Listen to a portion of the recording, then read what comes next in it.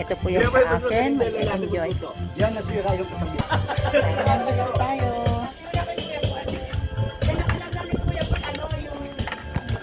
Kumakain sila. Ako din kumakain.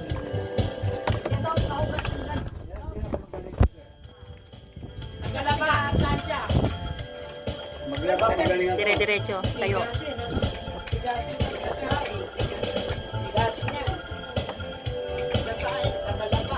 Kaya itong aking commander, wala itong ginagawa. Tagakain. Makakainin. Tagakain. Yun, tagakain, yun ang papel niya.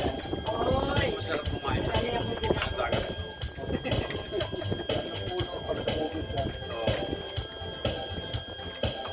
Ang sarap ng adobo. Salamat sa nagluto. Salamat. Nagluto, Tenny.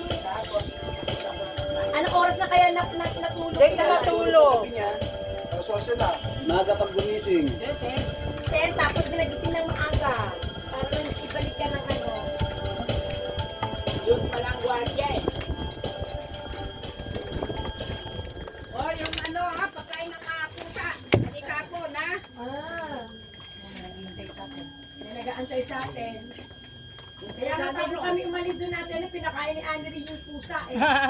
Nilagyan ng ano. Pusa ni Rose ha. Nilagyan niya ng kanin, tsaka yung nagkita natin makisda, nilagay niya. Kanin tsaka isda. Yung aso, ayaw naman ng tinapay. Ayaw ng tinapay. Eh, wala kasing palaman eh. Yung pusa din, ayaw po pala ng tinapay. Ano? Ayaw nila, walang palaman. Hindi na doon na ano, na tinapay doon na mayroong ano, McDonald's. Ayaw. Pinisnap nila yung tinapay eh. Gusto nila may dinikit. Sanay sa hamburger. Kaya pala. Yun yung pinakakain pala nila, atay pa sa aso nila, mga dog food pa, grabe naman. Hindi naman nila aso. Kanila. Hindi, yung sa bahay, may aso kami sa amin. Bilan ang aso nyo? Apa. Oh, ikaw.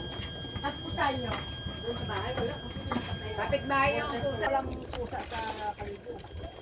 Doon na sa Washington sila.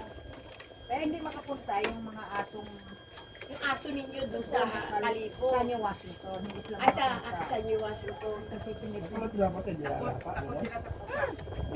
Kasi border pulo yun. Oo, mahirap tayo. Alam mo na pain mo yun. Pitbull, pag nakita ng pusa yun, balik mo. Ay, doon sa Kalibo, ilang pusa na namatay niya sa kinain niya. Hindi naman. Hindi manalapa.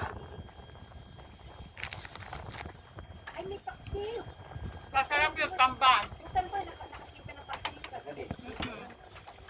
Wala pilang pilito si ano, kay Tamban tayo sa amin.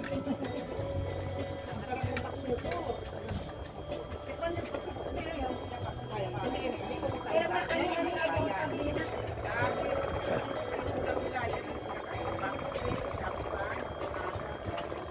Yung tamban. Ha?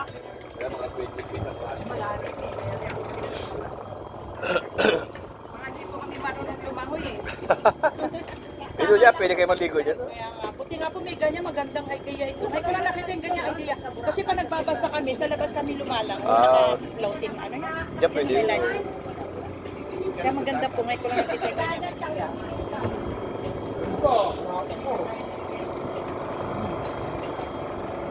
Ingat ka lang sa dagat. Wala na. Yun lang. Oo, yan naman ako. May bago na naman. Dadali yung sakyan ko. Pinakailangan na umasa ka ng Boracay. Hindi ko pinakaulit.